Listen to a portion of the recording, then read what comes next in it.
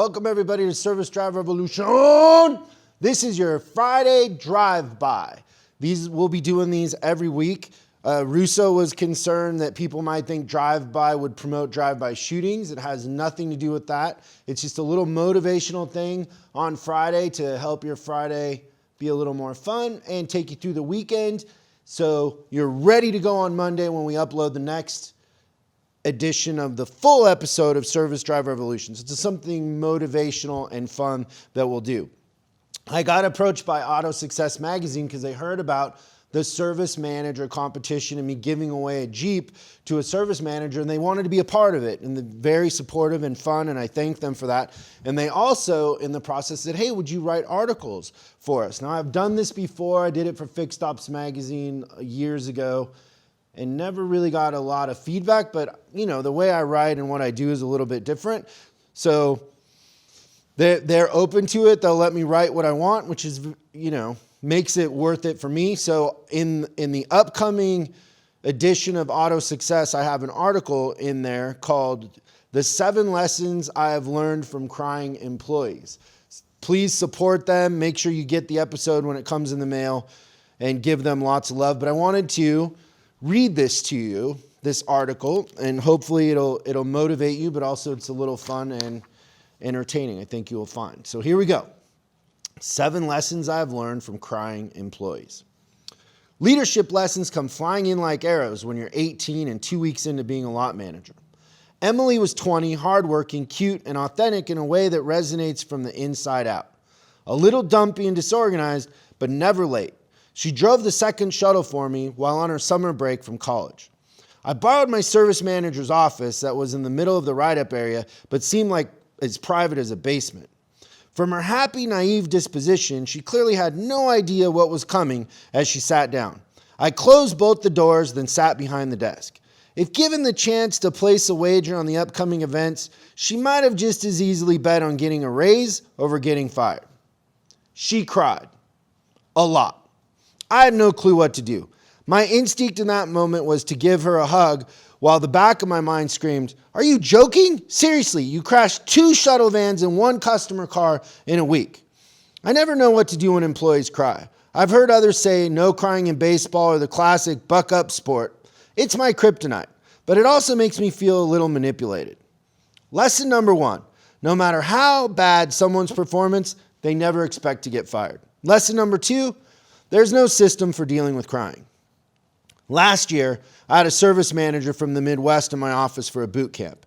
At 56, he was similar to General Patton in look, but sweet and eager to learn. He had started out as a tech and worked his way up. He'd been the manager for a little over 20 years, and his dealer had signed him up for our coaching program 2 months prior. Now, had I known he was going to cry, I would have never put him on the spot by asking him a feeler question. Feeler questions are something I do when I'm teaching complicated things or new things to a group, and I need to get a feel for how they're retaining or processing it. It lets me know if I should hammer that subject more until they understand it or move on to the next thing. He tried to answer me, but it was instantly evident he was fighting back tears. After unsuccessfully fighting it, he covered his face and through his tears apologized to the room. If I counted how many times this has happened in a boot camp between myself and my team, it's well over 10. After Patton composed himself, he explained that he never knew his department was losing money. Now, he felt like he'd been living a lie. His boss was always telling him, get me more gross, and what are we going to hit in gross? Or, will we hit $500,000 in gross this month, Mike? Yes, sir, we will. Lesson number 3. The financial statement shouldn't be a secret. Send your manager to me and I'll train them on it and how to create fixed absorption. Lesson number 4, the goal of business is profit, not gross. In every NAD and MCM composite I see, expenses have outpaced gross the last couple years. When service managers chase gross, they usually chase RO counts with discounts.